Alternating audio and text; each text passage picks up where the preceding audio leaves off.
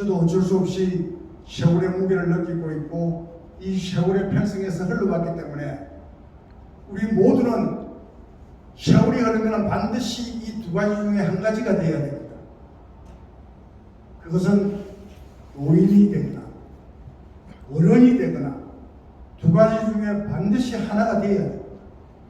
노인은 내가 아무런 노력을 하지 않아도 그냥 세월이 지나가면 자동적으로 노인이 됩니다. 그냥 내가 언제 가려나 떠나갈 때. 저희 형제 중에도 이제 제가 5번째이기 때문에 나이가 드신 자형도 계시고 형님도 계십니다. 근데 우리 자형은 저희들 만나면 하는 소리가 뭡니까? 내일 아침이라도 내가 눈을 안 떴으면 좋겠는, 눈을 안 떴으면 하고 맨날 바람을 한대요. 그게 자기 소원이래요. 이분 노인입니다. 삶의 질이 아무것도 없는 거예요. 이분은 왜 그러느냐? 이 뇌경색이 한 번 왔었어요. 그래서 조금 몸이 불편해요. 그러다 보니까 늘 그냥 떠날 날만을 기다리는 노인인 거죠. 근데 어른은 노력을 해야 됩니다. 자기를 가꾸고 자기를 다듬고 해야 어른이 되는 겁니다. 정말로 우리 주변에는 노인은 많은데 어른이 없다는 얘기를 많이 듣습니다. 여러분, 이 어른과 노인은 절대로 동의어가 아닙니다. 여러분들이 그냥 어른이 노인이고 노인이 어른이 아니자 그러는데 그렇지 않습니다. 어른은 노인이 될 수가 있지만은 노인은 어른이 될 수가 없다는 사실을 분명히 알아야 됩니다. 그래서 우리가 이 어른이 되기 위해서는 정말로 소통할 수 있는 여러 가지 방법들을 찾아서 그 길을 찾아가야 합니다. 우리가 어느 매체에서나 많이 알듯이 노인에게 오는 3가지 고통이 있다고 그러지 않습니까?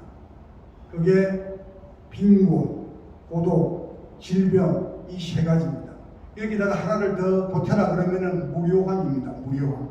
아침에 눈을 떴는데 갈 데가 없어요. 아무도 불러주지를 않아요.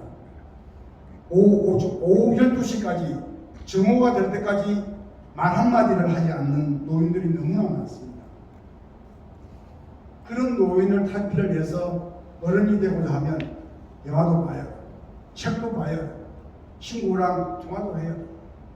제가 오늘 여기 오신 분들에게 요즘 우리 젊은이들이 줄임말을 너무나 많이 씁니다.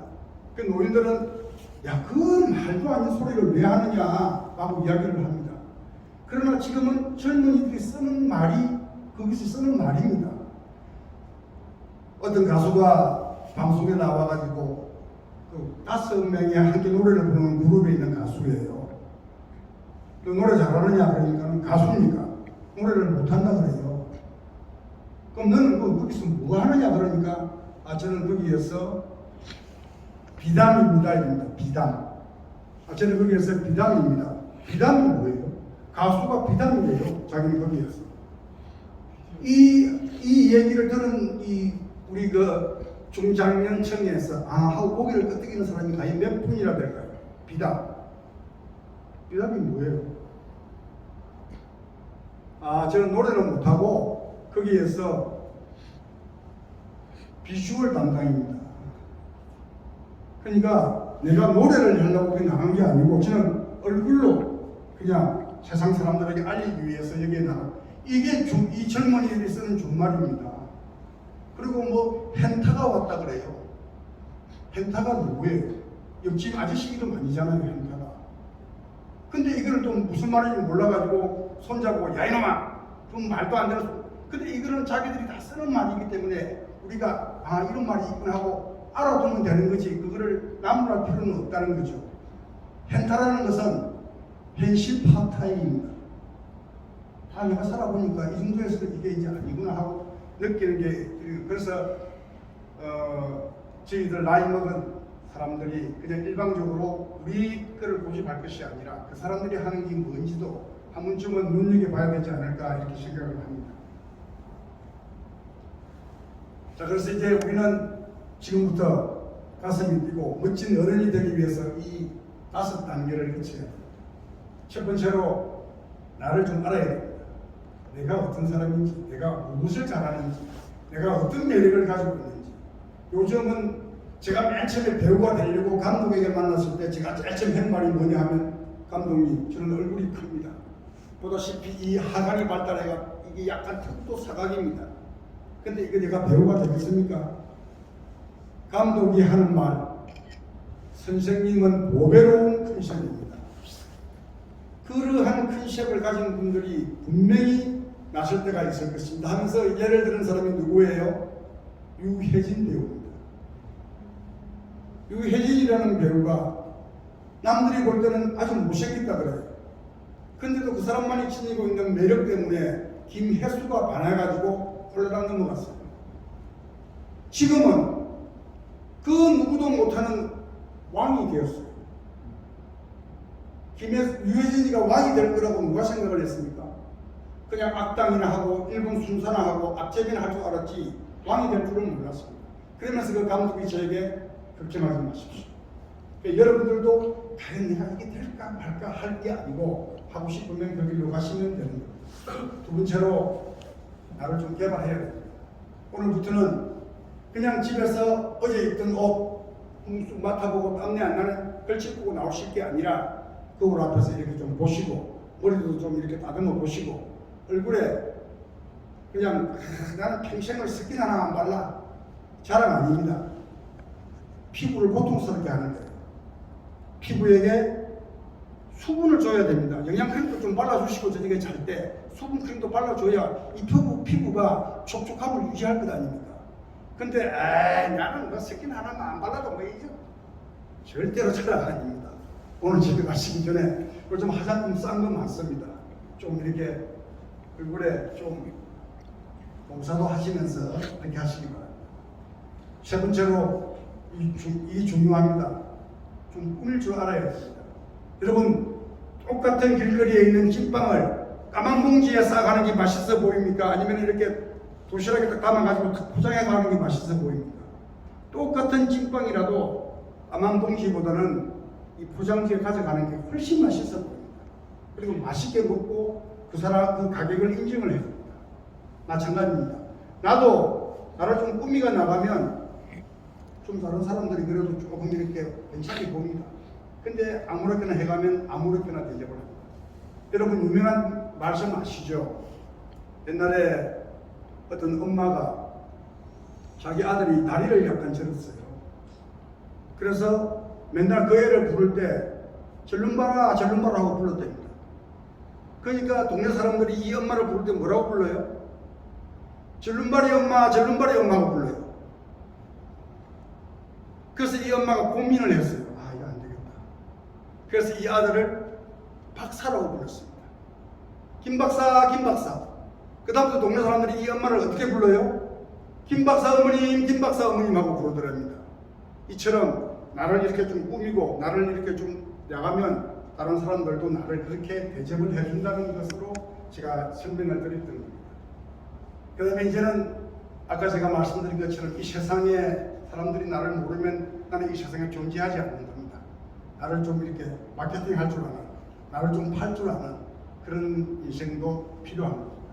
그리고 마지막으로 정말로 냉철하게 내가 지금 가고 있는 이 길이 하고 싶은 건지 가야 되는 건지도 한 번쯤은 이렇게 분석을 해볼 필요가 있지 않을까 이렇게 생각을 합니다.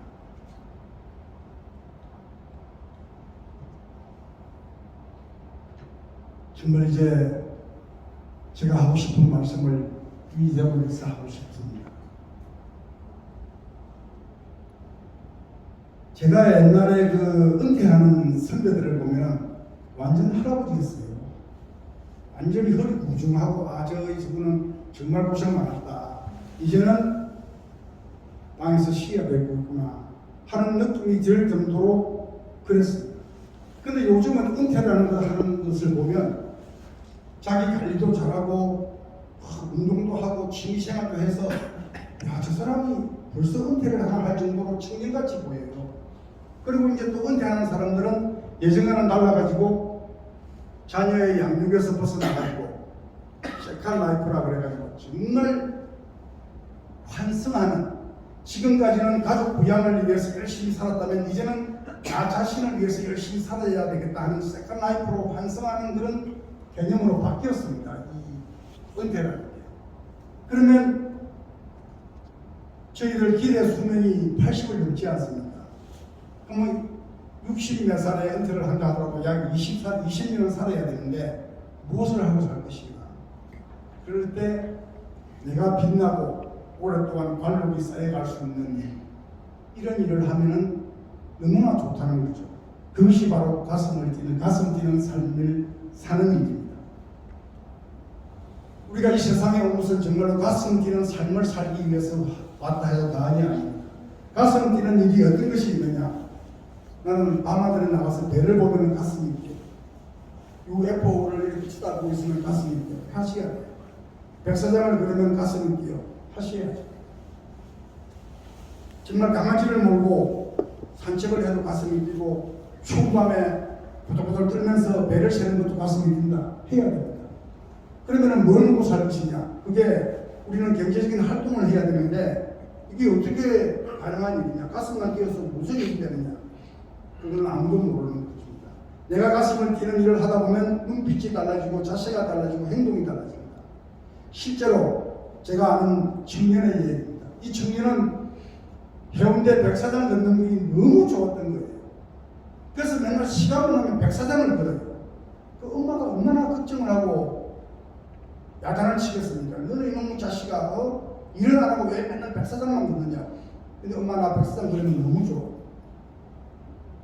그러던 어느 날 사진 카메라를 들고 있는 작가가 이렇게 보니까 어떤 젊은이가 어제도 봤는데 오늘도 백사장을 이렇게 걷는데 너무나 신나면서 걷는 거예요.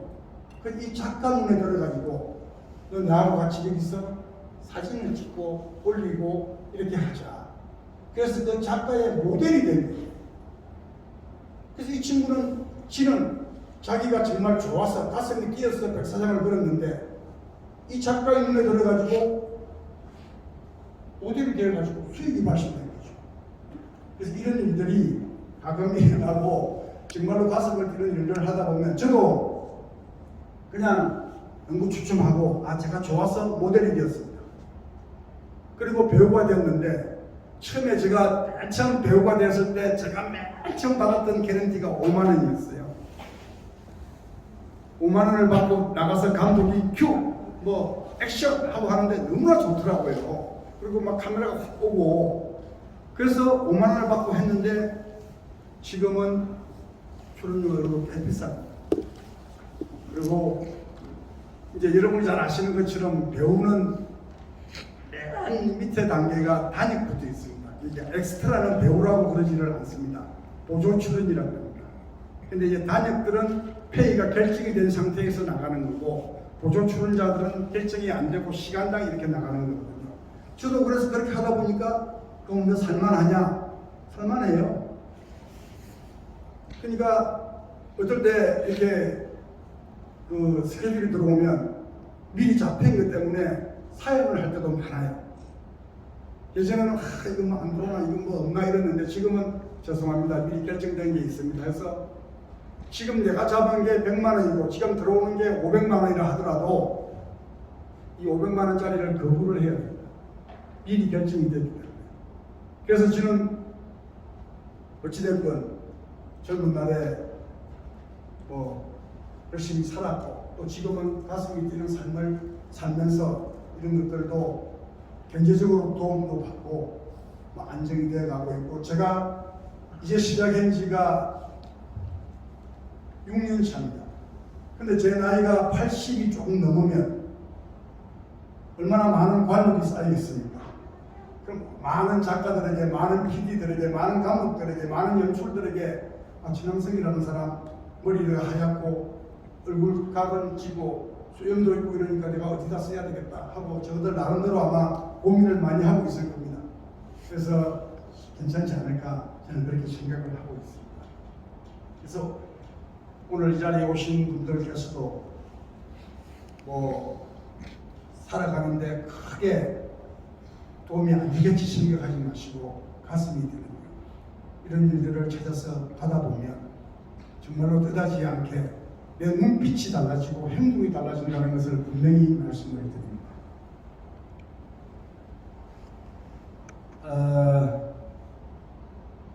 저희들이 이제 남아있는 열정을 나를 위해서 오롯이 투자를 해야 될 그런 시간인 것 같습니다. 여러분 잘 아실 겁니다. 영국의 작은 창고에서 시작했던 가전업체 다이슨이라는 회사를 아마 여러분 기억하실 겁니다. 한때 우리나라 이 좀 산다는 사람들이 다이슨 청소기 한 대는 갖는 게 로망일 때도 있었습니다. 삼성과 LG가 이 다이슨을 닮아가기 위해서 정말로 후다리 노력을 해서 무선 청소기도 만들어내고 했던 걸로 저는 기억을 합니다. 이분의 이 CEO의 경쟁력은 뭐냐 하면 무모함입니다. 무모함. 정말로 헤어드라이기 하나를 만들고 조그맣게 하던 그 사람이 2021년도 매출이 얼마냐? 한국 돈으로 약 6조입니다. 6조. 이분이 인터뷰를 해놓은 걸 여러분이 보셨는지 모르겠지만 보시면 나의 경쟁력은 무모함이라고 합니다. 모든 것은 이게 설마 뭐 이렇게 하는 데에서 출발을 합니다. 그래서 여러분들이 잘 아시는 것처럼 세상의 모든 것, 라이트 행제가 비행기를 만들 때 사람들이 뭐라고 했겠습니까? 참 쓸데없는 짓 한다고 했습니다. 우리나라가 고속도로를 만들 때 야당의 많은 지도자들이 그 옆에 있는 병아리들, 닭들 놀래가지고 알도 안 먹고 다 죽는다 그랬습니다. 지금 생각해 보십시오. 그 고속도로가 없었다면 어떻게 되겠습니까? 그래서 이런 좀 생각의 전환을 해야 될 것 같은 그런 시점에 와 있습니다. 이 시간 이후에 여러분들께서 누구를 만나고 무엇을 하고 어떻든 간에 우리의 이 가슴이 뛰는 것을 쫓아가다 보면 정말 좋은 일들이 많이 있을 거라고 생각을 합니다. 제가 거기서 올라와서 맨 처음에 감독들을 만나고 현장에 나갔을 때 약 한 5분 정도 촬영을 위해서 12시간 정도를 대기를 합니다. 그 5분이 뭐냐? 죽는 시체대로 누워가지고 피 흘려가지고 땅바닥에 누워있는 게 그 5분 찍기 위해서 12시간을 대기를 합니다. 그럼 왜 그러느냐? 저는 주인공도 아니고 조연도 아닙니다. 그러니까 그 사람들이 다 찍고 넘어가는 그 순간에 하나 들어가기 위해서 12시간을 대기를 했습니다. 그렇지만 저는 너무나 좋았습니다. 그리고 어느 날 TV를 켰는데 비록 이게 그 물감으로 피 만들어서 들어누워 있지만 그래도 거기 제가 텔레비에 나오니까 너무나 신기했고 너무나 좋았던 것을 저는 기억을 하고 있습니다. 그 다음에 모델에 비해서 런웨이에 섰는데 이 어떻게 그려야 될지 처음에는 정말로 이 음악에 어떻게 맞춰야 그려야 되는지 상상하기도 힘이 들었습니다. 그리고 콘티를 분명히 연출 감독이 알려줬는데 아무것도 생각이 나지를 않았습니다. 근데 그냥 이 가슴은 바운스가 되는 거죠. 막 옆 양쪽으로 쫙 사람들이 서 있고 조명이 암연되어 있던 상태에서 조명이 암전해서 조명이 켜집니다. 나갑니다. 너무나 좋았습니다. 틀렸는지 안 틀렸는지는 나중 문제고 제가 그 런웨이를 걷는다는 게 너무나 신기했고 너무나 좋았던 거죠. 저는 오늘 여러분들에게 가슴이 뛰는 다릴 앙카가 쓴 책의 제목을 저는 오늘 여러분에게 설명을 드렸고 여러분 그 책 내용을 저도 읽어보면서 감동을 받았습니다. 어차피 저희들은 시간이 흐름에 따라서 사람은 누구나 다 변해갑니다. 아까 제가 말씀드린 것처럼 이제는 우리가 어른이 되어야 할 때입니다. 그래서 오늘 짧게 제가 설명을 드렸습니다만 이 시간 이후에도 가슴이 뛰는 내 자신을 좀 뭔가 이렇게 돌아보고 내 자신을 위해서 개발도 하고 좀 이렇게 투자도 하는 그런 시간이 되시기를 바랍니다. 하여튼 이제 12월 시작인데 남은 12월 마무리 잘 하시고 또 별수가 생각 같아가 새해 인사를 올리겠습니다. 하여튼 새해 복 많이 받으시고 내년에도 건강하시고 또 뵙게 되기를 바라겠습니다. 감사합니다. 천하성이었습니다.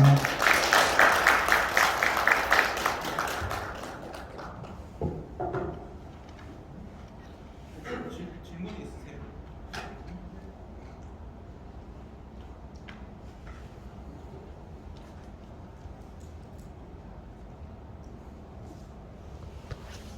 혹시 그 심의 모델 네. 발표할 때